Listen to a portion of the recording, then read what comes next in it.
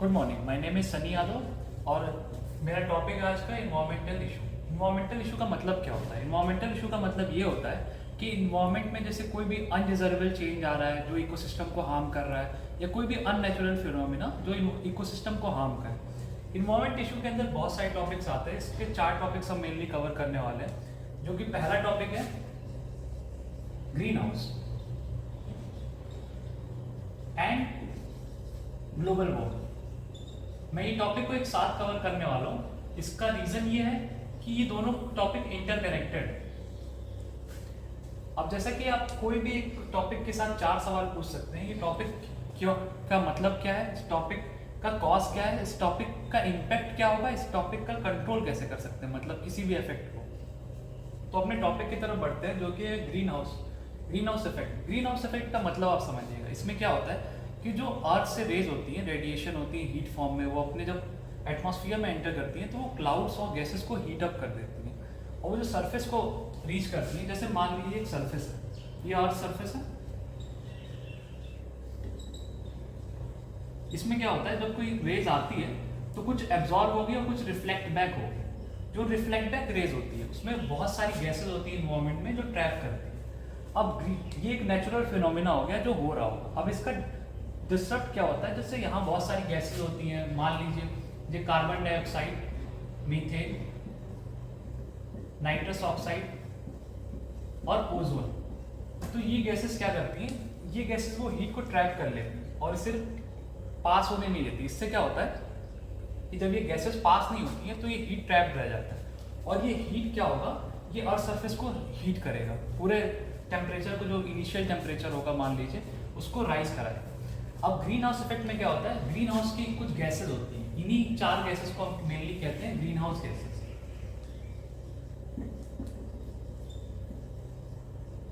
तो जब इनका लेवल एक पर्टिकुलर लेवल से इंक्रीज करने लगता है तो वो हीट को ट्रैप करती हैं, जो कि नुकसान करता है। अब जैसे मान लीजिए ये गैसेस कैसे बढ़ती हैं, जैसे बर्निंग ऑफ फॉसिल फ्यूल्स मान लीजिए, इसमें बहुत ज़्यादा फॉसिल फ्यूल का इस्तेमाल होता है, तो कार्बन डाइऑक्साइड या अदर गैसेस रिलीज होती हैं जो कि इन्वायरमेंट को हार्म कर सकती है। जैसे कि दूसरा रीज़न मान लीजिए डिफॉरेस्टेशन हो गया। डिफॉरेस्टेशन के बाद आप मान लीजिए कि बहुत सारे पेड़ कट रहे हैं, तो उसके वजह से ये राइज होते हैं। तो इसका इफेक्ट क्या आते हैं, जैसे मैं आपको कुछ पॉपुलर इफेक्ट बताता हूँ। एल नीनो इफेक्ट आप होता है, इसको सिंपल टर्म्स में ये समझाता हूँ। बहुत लोग कहते हैं कि जो ठंडियाँ हो रही हैं बहुत ज़्यादा ठंड पड़ रही है, जो गर्मियाँ हो रही हैं बहुत ज़्यादा ड्राई हो रही हैं, इसी को हम लोग एक पर्टिकुलर टर्म देते हैं एल नीनो इफेक्ट। और दूसरा जो आप लोगों ने टॉपिक्स इफेक्ट क्या होता है इससे, वो है मेल्टिंग ऑफ आइस कैप। जैसे आप बहुत सुनते होंगे कि ग्लेशियर्स पिघल रहे हैं, उससे वाटर लेवल इंक्रीज होता है, तो उसका इफेक्ट होगा ही। अब इसको चौथा जो हमेशा हमारा क्वेश्चन रहता है कि इसको कंट्रोल कैसे कर सकते हैं। तो कंट्रोल करने के लिए पहला जो रीज़न रहेगा वो रहेगा कि प्लांटिंग ट्रीज, कि हम बहुत सारे ट्रीज प्लांट करें। जैसे हमने सुना होगा कि ट्रीज एक नेचुरल फिल्टर का काम करती है, वो गैसेस को भी कंट्रोल करती है, वो बहुत सारे ऑप्टिमम कंडीशन में रखती है। दूसरा क्या होगा कि हम प्लांट ट्रीज कर सकते हैं। तीसरा हो गया हम फॉसिल फ्यूल्स का कम इस्तेमाल कर सकते हैं। जैसे मान लीजिए कि बहुत सारे अल्टरनेटिव्स आ रहे हैं, आप सुनते होंगे कि ईवी इस्तेमाल हो रहे हैं, इलेक्ट्रिक को एज अ फ्यूल इस्तेमाल किया जा रहा है, या सीएनजी इस्तेमाल कर रहे हैं। ये रीजंस हो सकते हैं। और इसके कंट्रोल के लिए बहुत सारे ऑर्गेनाइजेशन बनी है, जैसे जो मेन 2 ऑर्गेनाइजेशन है। तो जैसा कि मैं डिस्कस कर रहा था, यहाँ 2 ऑर्गेनाइजेशन है जो बहुत इस पर काम कर रही है, जो है यूनाइटेड नेशंस इन्वायरमेंट प्रोग्राम और ग्रीन पीस। ये 2 ऑर्गेनाइजेशन का काम क्या है कि बहुत सारी कंट्रीज को लाती है और उन्हें रेगुलेशंस बताती हैं, या उनका ओवरऑल गोल रहता है कि वो फॉसिल फ्यूल्स या ऐसी चीज़ें करें जिससे ग्रीन हाउस और ग्लोबल वार्मिंग कम हो सके। तो इससे हम दूसरी टॉपिक के तरफ बढ़ते हैं। जो 4 क्वेश्चंस थे आपके इस टॉपिक से रिलेटेड क्लियर हो गए हैं। दूसरा टॉपिक जो है वो है ओजोन लेयर डिप्लीशन।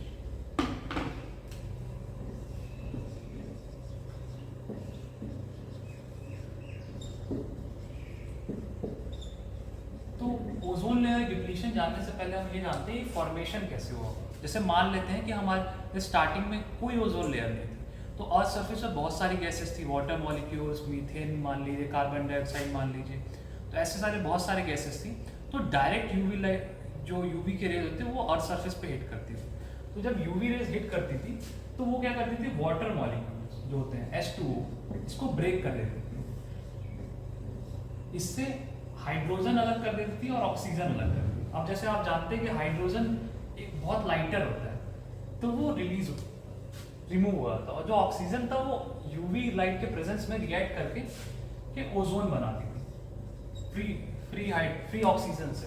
अब इससे क्या हो रहा था कि आपका पूरा लेयर्स कंप्लीट हो गई, बन गई, ये जाके कलेक्ट होने लगती है।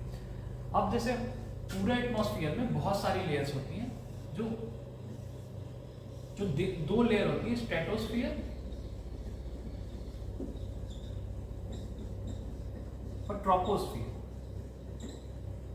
इसके बीच में जो ओजोन लेयर होती है वो सबसे ज्यादा प्रेजेंट होती है 90%, और बाकी जगह भी वो प्रेजेंट होगी, पर यहाँ सबसे ज्यादा उसका एग्जिस्टेंस होता है। अब ये मान लीजिए एक प्रोटेक्टिव लेयर जो आपको हार्मफुल जो रेज होती है उससे प्रोटेक्ट करती है, कि कैसे, जैसे मान लीजिए हार्मफुल रेज आ रही है, अब इसको एक फिल्टर आउट करने का काम करती है। और जैसे मान लेते हैं कि जैसे बहुत सारी रेज आ रही हैं जो हार्मफुल है, उसको ये फिल्टर करके ऐसी रेज बनाती है जो अनहार्मफुल रेज हो जाती है। अब ऐसा क्या होता है जिससे ये ओजोन लेयर डिप्लीशन होता है? तो बहुत सारे कंपाउंड्स हैं, जैसे मोनली क्लोरोफ्लोरोकार्बन, ठीक है। तो इसमें क्या होता है कि जो क्लोरोफ्लोरोकार्बन होता है वो जब यूवी रेज से या रिएक्ट करता है तो उससे क्या होता है कि जो क्लोरीन एटम्स होते हैं वो अलग हो जाते हैं क्लोरोफ्लोरोकार्बन से। जब क्लोरोफ्लोरोकार्बन से क्लोरीन एटम अलग हो जाता है तो क्लोरीन रिएक्ट करता है ऑक्सीजन से, जो कि ऑक्सीजन को रिएक्ट नहीं करने देते हैं ओजोन लेयर फॉर्मेशन में और डिसरप्ट करते हैं। तो जैसे क्या होता है कि ऐसा तो है नहीं कि मतलब ओजोन लेयर बन नहीं रही है, पर इसमें क्या होता है कि जो ओजोन फॉर्मेशन होता है और जो ओजोन डिप्लीशन होता है उसका रेट अनइवन हो जाता है। मतलब मान लीजिए कि ओजोन फॉर्मेशन से ज्यादा तेज है ओजोन डिप्लीशन का है, और ये एल्टीट्यूड पे भी डिपेंड करता है। तभी आप सुनते होंगे ग्लेशियर पे ओजोन होल बन गया जिसके कारण ना बहुत प्रॉब्लम हो रही है। वहाँ क्या हो रहा है कि ग्लेशियर्स मेल्ट कर रहे हैं, और ये डायरेक्ट रेज बहुत हार्मफुल, जैसे ये डायरेक्ट इफेक्ट करती हैं आपके बॉन्ड्स। मतलब ये मत समझिएगा कि कोई और बॉन्ड मतलब ये होता है कि प्रोटीन बॉन्ड्स या डीएनए बॉन्ड्स को ब्रेक करती है, और ये अगर डायरेक्ट किसी स्किन के या आपके डायरेक्ट कांटेक्ट में भी आ जाए तो एजिंग और वर्स्ट के सिनेरियो स्किन कैंसर का कॉज करती है। अब इसके लिए इसके कंट्रोल के लिए क्या क्या रहता है, हम क्या कर सकते हैं? तो ये इसका रीजन मेन है क्लोरोफ्लोरोकार्बन, जैसे कि रेफ्रिजरेंट में इस्तेमाल होने वाली चीज़ें या कूलेंट्स में एरोसोल्स इस्तेमाल होने वाली चीज़ें, इन पे बैन तो नहीं लगा सकते पर हम इनको कंट्रोल कर सकते हैं या इनके प्रोडक्शन में कंट्रोल कर सकते हैं बहुत सारी जगह है। So the third topic which I are going to cover is agrochemical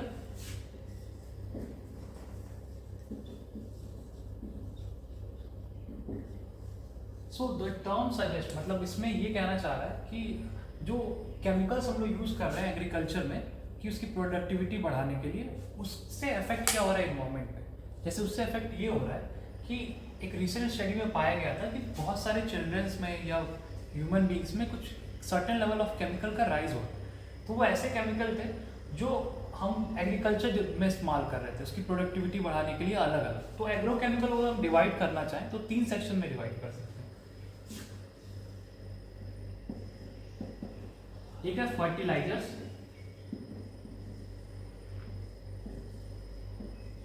दूसरा है पेस्टिसाइड्स और तीसरा है फंगिसाइड्स। सो इसका मतलब क्या है कि जो केमिकल, जैसे उनकी 3 कैटेगरी हम डिवाइड किए, फर्टिलाइजर, पेस्टिसाइड और फंगिसाइड। तो इसमें क्या होता है, जो हम फर्टिलाइजर्स खेतों में इस्तेमाल करते हैं कि एक प्रोडक्ट है, मान लीजिए क्रॉप है, उसकी एक्टिविटी बढ़ाने के लिए कि उसकी ग्रोथ अच्छी हो, उसकी ग्रोथ फास्ट हो, और उसके लिए हम ऐसे हार्मफुल केमिकल इस्तेमाल कर रहे हैं जिनका क्या होता है कि वो और सरफेस में रह जाते हैं, वो मतलब रन ऑफ नहीं होते। जैसे अगर कहीं हम वो किसी प्लांट में इस्तेमाल कर रहे हैं तो उसके अंदर भी रहते हैं, और जब वो कोई ह्यूमन बीइंग या कोई एनिमल कंज्यूम करता है तो उसका वो केमिकल उस ह्यूमन बीइंग में भी चले जाते हैं, जिससे बहुत हार्मफुल इफेक्ट आता है। और पेस्टिसाइड्स में आता है, जैसे जो पेस्ट हो गए, इसमें रोडेंट्स हो गए या अलग अलग एनिमल्स हो गए जो क्रॉप को हार्म करते हैं, उसमें इस्तेमाल होते हैं पेस्टिसाइड्स। पर क्या होता है कि कई नॉन टारगेट ऑर्गेनिज्म को भी हार्मफुल हो जाते हैं। नॉन टारगेट ऑर्गेनिज्म मतलब मान लीजिए कि हमें एक पर्टिकुलर ऑर्गेनिज्म नहीं चाहिए, रोडेंट नहीं चाहिए, पर हम अपना पेस्टिसाइड एक क्रॉप में इस्तेमाल कर रहे हैं, तो उससे देखते हैं कि कई बर्ड्स को भी इसका इम्पैक्ट पड़ता है कि बर्ड्स में क्या हो रहा है, बर्ड्स को भी हार्मफुल इम्पैक्ट पड़ रहा है, या मान लीजिए कोई ह्यूमन बींग उसके कॉन्टैक्ट में आ रहा है, उस पर भी इफेक्ट पड़ रहा है। तो इसके इफेक्ट्स क्या होते हैं, इससे क्या क्या नुकसान हो रहा है, क्या हो रहा है।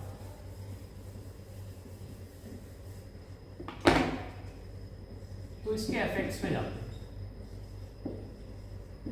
अब जैसे मान लीजिए ये एक एग्रीकल्चर लैंड है और यहाँ कोई वाटर बॉडी है,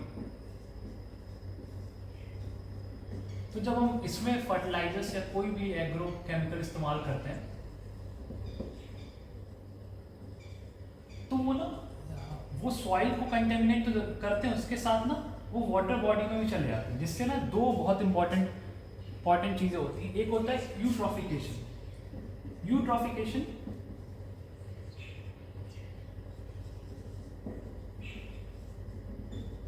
और बायोमैग्निफिकेशन।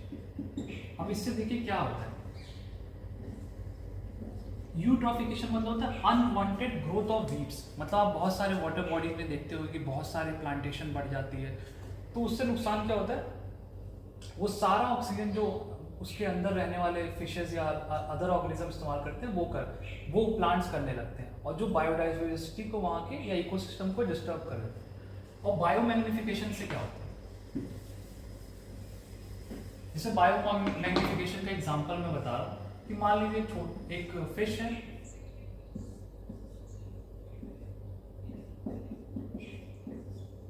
है, एक उससे बड़ी फिश है, मान लीजिए एक बड़ी फिश है, और उसके बाद ह्यूमंस आते हैं।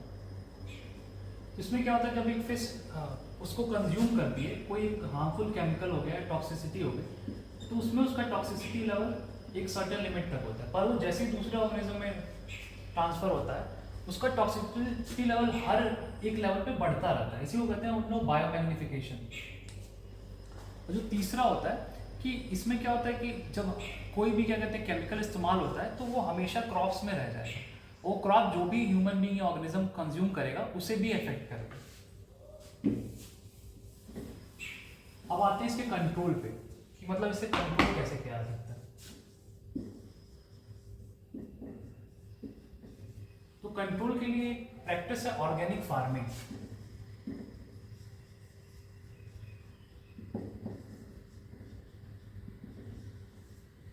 ऑर्गेनिक फार्मिंग का मतलब होता है कि एक ऐसा साइकिल तरीका हम लाएं या रिसाइकिल तरीका या ऐसे स्टेप्स लाएं जिसमें हर चीज का एक सही टाइम पे इस्तेमाल हो रहा है, कोई भी वेस्ट जनरेट नहीं हो रहा है। हम हर चीज को, जैसे मान लीजिए कि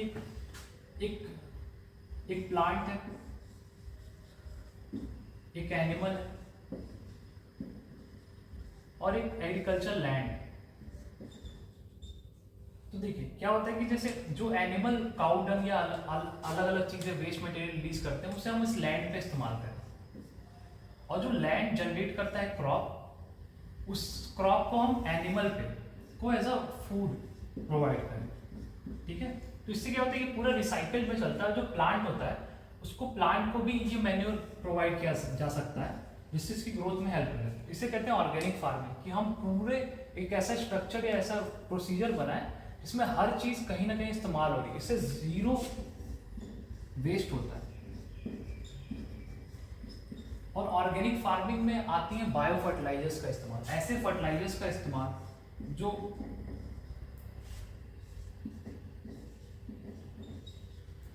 मतलब नेचुरली बनते हो। जैसे मान लीजिए मैन्योर हो गया, या फूड एक्सट्रैक्ट हो गया, या प्लांट एक्सट्रैक्ट हो गया, या प्लांट की कोई भी ऐसी चीजें जो बच जाती हैं उसको हम इस्तेमाल करते हैं मैन्योर के लिए।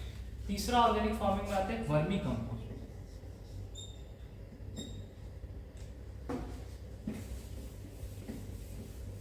वर्मी कंपोस्ट में क्या होता है, अर्थवॉर्म्स को इस्तेमाल करते हैं